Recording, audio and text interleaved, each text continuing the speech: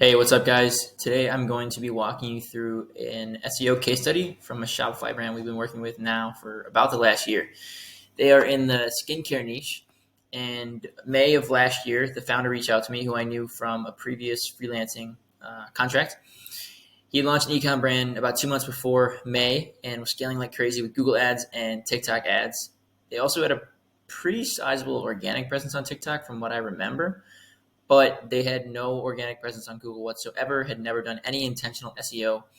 And between the rising cost per click on paid ads and the agent and the revenue sharing model he was in with his other paid ads agency, his margins were disappearing like crazy. So he essentially wanted to scale down the paid ads, build a sustainable brand, and continue to scale his revenue. So he had a couple goals in mind when he reached out to me. He wanted to hit 5,000 monthly visitors in the first 12 months. We're about to hit 10,000 visits in the first 11 months, which I'll get to in a minute. This is the screenshot from Google Search Console. So we started way back here in May, and now doing about almost mid 300 visitors a day strictly from organic traffic, which is awesome. He also wanted to get on page one for his target keyword, which gets 64,000 searches every single month. Again, he thought it would take him 12 to 18 months, so about a year to a year and a half. We hit page one in 9 months. Currently, I'm in position number 8 for it, as well as a very similar keyword, which gets 18,000 searches a month, also position 8. Like I said, between the rising cost per click and revenue sharing with the paid ads agency, his margins were disappearing. So he wanted to slash his ad spend and really get those margins back. They have continued to scale their revenue with us and also been able to cut their ad spend by over 50%. So they're making more money than they used to and spending half as much on paid ads. So pretty ideal turnout for this particular brand. So we build custom strategies at our agency, right? Like, it doesn't work if we're to just say, we take a brand X and we're like, okay, we're going to write you 3 or 4 blogs a month and build a few backlinks, right? Like, that is not going to help you reach your goals. It may help provide a boost in organic traffic and maybe organic revenue, but it's not going to help you meet specific goals. Okay. So I sat down with him for 60 minutes on Zoom, which I do with every single brand we work with. Okay. We got extremely clear on a couple of things. He mentioned he was losing his margin and he wanted to get that back. So I asked him which products have the best margins. We'll focus on selling more of these so we can kind of accelerate the timeline for which he can get those margins back. Second thing I asked him, which keywords are customers already converting on with Google Ads? Like I said, they were spending a ton on Google Ads, so they had a ton of data on this. If they were pursuing a keyword and it was converting well on Google Ads, it is also a keyword we would look to pursue via SEO. However, if they were spending money on a keyword and despite spending a couple thousand on it and a low conversion rate, like, if it's not converting, we're not going to pursue it, right? Because we already know it probably isn't going to work. Okay. The third thing I asked him was about his email list. So they were scaling pretty quickly with paid ads and TikTok ads, like I said. However, I didn't know if they had a retention channel in place. Turns out they did. So what we did was we leveraged essentially blog content to build and grow that list, and now they're doing even more revenue through retention, which has been solid. So without asking these kinds of questions, as well as the other ones I asked, I would have just built a really vanilla basic strategy, and we wouldn't have had the results that I'm going to show you now. But these questions are super important, right? And after I had them answered, and I built the strategy out, I showed them exactly what we were going to do on day 1, day 2, and every day here on out, or there on out, till now. So I'm going to walk you through exactly what that strategy looks like and how it resulted in this pretty sick case study. So, like I said, we custom build strategies for each brand we work with. Now, though they're custom tailored to the brand, every single task or item or whatever you want to call it can be grouped into one of 4 categories. Okay, so you have technical SEO, keyword research, on-page optimization, and link building. Excuse me. So we start with technical SEO always, and that is because if you just start building out content and building links, you will have pushed off the technical SEO and probably built a compounding issue for yourself months down the road, right? So it's easier to do it when you have not started building out everything and you know exactly how the site stands currently, okay? I've worked with dozens of brands over the couple of years I've been doing this, and every single one of them has at least 1 or 2 of these issues, often more. And I guarantee if you're a Shopify founder watching this brand, your site has 1 or 2, probably more of these issues as well. So in this particular case, their page speed sucked. They had a ton of 404s and a non-canonical product URL issue, which is specific to every single Shopify brand ever. And if you're just getting started with Shopify SEO and you've not heard of this, your site has it. Anyway, indexing issues. So pages were being indexed that should not be, and vice versa.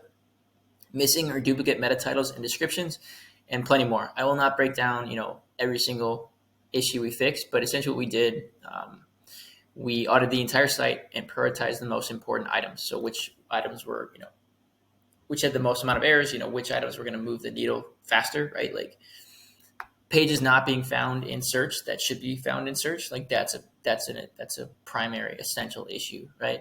Page speed was something we pushed off a little bit, but ultimately, we got it to the right spot. So this site was only 2 months old, like I said, and it already had this amount of errors. So if you've been building a brand for years now, again, just to reiterate, like your site has 1 or 2 or more of these kinds of errors. So again, they were only getting like 4 to 6 maybe organic visitors a day, but we did see a slight bump in performance after fixing all of these. And when I say slight, like 1 to 2 additional visitors, again, if you're only getting 5 to 6, like a 1 to 2 visitor bump is, I guess, relatively significant, but in terms of the scope of the brand, it's pretty insignificant. So now that we had everything sorted from a technical perspective, we got onto keyword research. So like I said, we used Google Ads keyword data to inform our keyword research moving forward. However, there's still way more to do. So we combed through thousands of keywords, analyzing a couple things about each one. So search volume, competitiveness, and intent. However, it's more than just the letters and numbers, right? So we had to ask ourselves two really important questions. Does this particular keyword help us hit our goal? And does it help us do it faster? Also, does it align with the brand? There are plenty of keywords available in the skincare niche, but just because a keyword is, low competition and easy to rank for, if it doesn't ultimately relate to any pain points or problems that his particular customer is having, or that his particular product solves, it doesn't matter. Like even if we were to win that spot, it doesn't help him convert any visitors into customers, so it's irrelevant. Okay, so we threw away most of the keywords from our initial discovery. Of the remaining, 100 or so whatever keywords we had left, we grouped them into 2 groups: money keywords and blog keywords. So money keywords are keywords that have a high purchase intent. When someone is searching for these types of keywords, they are ready to buy, or they're really close to being ready to buy. These kinds of keywords get mapped to product pages and collection pages, because we want those pages to show up when someone is ready to buy, right? We don't want a blog to show up. Blog keywords are more informational in nature, so think middle to top of funnel, and questions like what is, or how to, how much, brand X versus brand Y, what's the best, best of, things like that. However, these keywords are still important, because if someone is asking these kinds of questions and we can catch them with blog content at the middle and top of the funnel, we have a way better chance of converting them down the road. So grouping these keywords is critical, right? And one of the biggest factors the biggest factor that enables you to classify a keyword as blog or money is search intent, right? So if we misinterpreted or ignored search intent of any keyword, we would have grouped them incorrectly, and we would have wasted time and money trying to pursue a keyword that we would never would have ranked for anyway. And I see this all the time. Brands pursue keywords that they think are, let's say a money keyword, but really the top page of Google is filled with informational type content, right? And so brands have wasted all this time writing, the perfect product page or whatever. And Google is determined that when someone searches for that keyword, users don't want to see a product page. They want to read a blog about whatever it may be, right?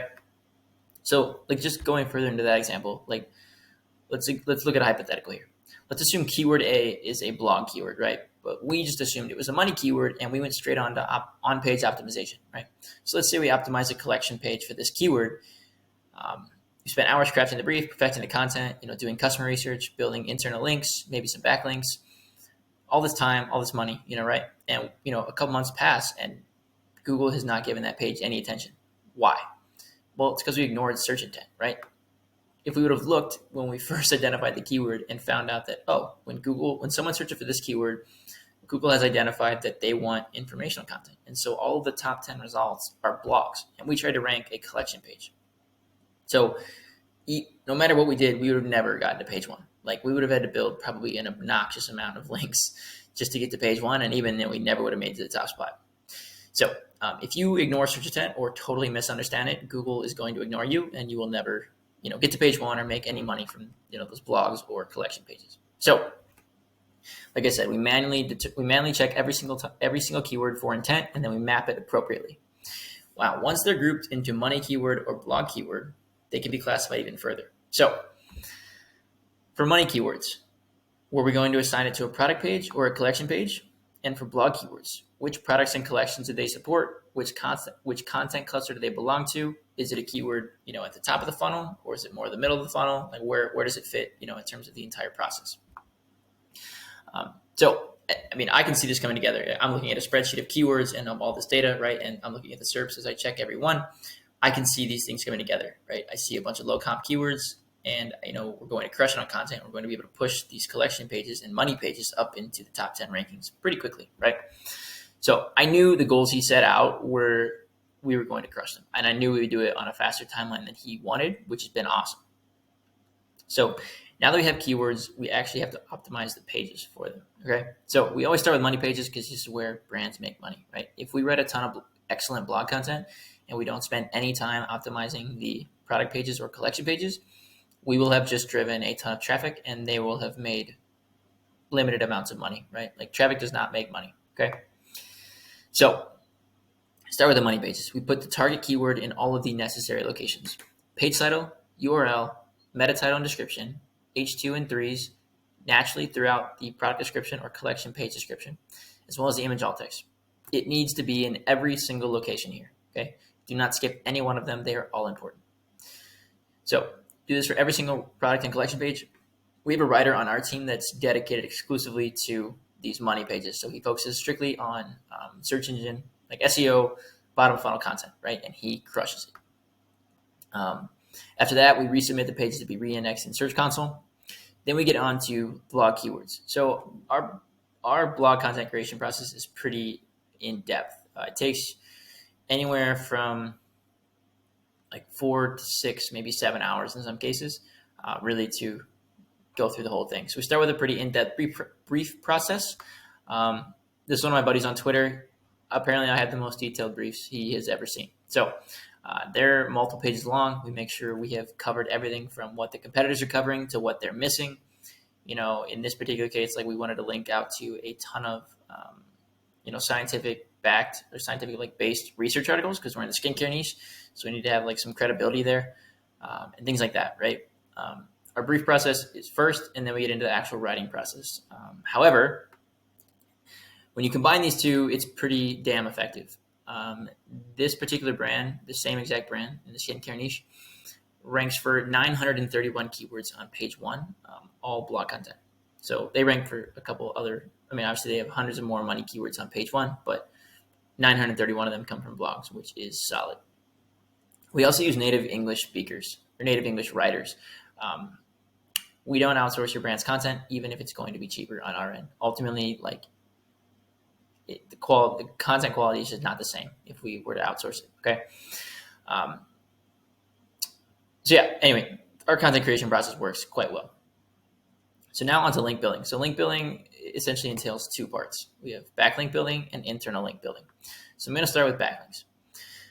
Some people, even some SEO gurus or influencers, will tell you that you don't need backlinks to rank, and those people are straight up wrong. If you want to rank in the number 1 spot on Google or even crack the top 10 in most niches, you have to go out and build backlinks. They will not come organically unless you have a massive, massive content site. If you're a small brand, no one is just going to link to you out of the goodness of their heart. You have to go out and find links, all right? So we had a limited budget. Links cost money, the outreach, things like that. We continue building links at a rate of 3 to 5 per month, despite that limited budget. We knew no matter how good the content was, we would never crack page 1 without high quality links, and we'd never, hit these goals. Now, not all backlinks are the same. Just because a site wants to link to you does not mean it's going to be a good link for your site. A lot of times people will go to Fiverr and spend $50 on a link building package, and those links turn into a spam penalty a few months later for their site.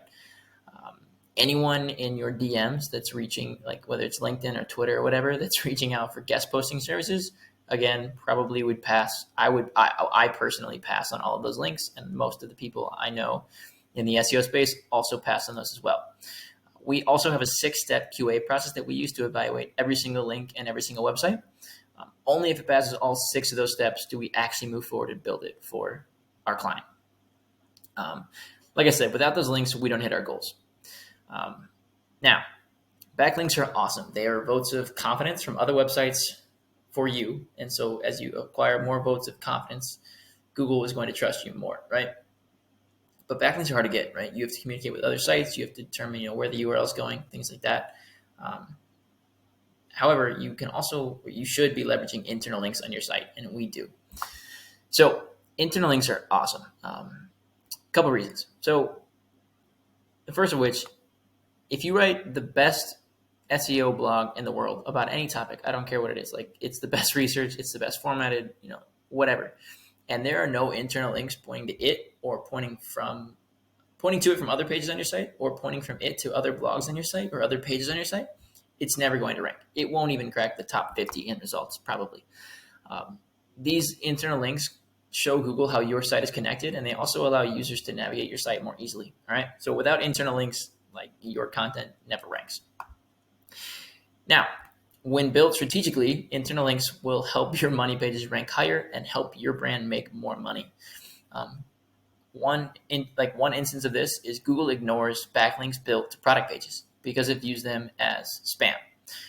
Spam links, like being that you're breaking Google's link building, or all link building is technically breaking Google's guidelines. But anyway, it views them as spam, and we find this specifically in the e-commerce space. I cannot speak, how that process works in SaaS or local or anything like that. But the workaround for this is essentially you write blog content, you build backlinks to blog content because people are way more open to linking to blog content instead of just a product page, right? Because it looks like an affiliate relationship, and that's not what they're looking to do. But anyway, the link to your blog, and then you build internal links from the blog to the product pages, so the money pages you actually want to rank. And as you do that, you've now taken the link authority or link juice from the initial website through your blog. Google is going to accept it or not ignore it. And you use internal links to push the link authority or link juice, whatever you want to call it, exactly where you want to go, which is to the money pages, right? So this is one of the workarounds that we use internal links for. They're also easier to control, right? Like I said, you get to control when and how these links are set up and how Google crawls your site, which is massively different from trying to outreach to other website owners and trying to figure out how that link's going to get built, when is it going to get built, which page is it coming from, which page is it going to, things like that, right? So the last thing, which is actually the ad spend, right? So I mentioned that their margins were awful after a few months of spending a pretty significant amount of money on paid ads. I don't have their exact ad spend on hand, but so this chart is this chart could be variable here, but essentially what it is a chart of paid search traffic over the last 12 months. Now, obviously things can affect this, like, if the cost per acquisition went up, this is not a perfect association with their ad spend. But I know firsthand because the client told me that they've cut their ad spend by over 50%, which is how I know that. Okay. But anyway, you can see paid search at one point back in like June of last year was up, over 500 visitors per day. Now it's only 155 visitors per day. So below 200, looks like pretty consistently since pretty much since the start of this year. So we're in April now. Organic search, on the other hand, as you probably know, it takes a while to scale up. So this is on the exact same timeline here. This blue line that's highlighted is is SEO traffic, right? Started, like I said, pretty much nothing, and now we're up into the mid 300s a day. So that's really solid stuff. So that's pretty much a wrap. This is how our SEO process works. This case study is not an anomaly. This is pretty consistent for all the brands you work with. So if you're not seeing results with your current SEO agency, you are ready to stop spending money on paid ads and really get your margins back, and you're ready to crush your competitors in search, book a discovery call with me, and we'll see if we're a good fit. You can book it with me either by sending me a DM on Twitter @Kai Cromwell, or you can book a link through my website, which is linked in the comments below.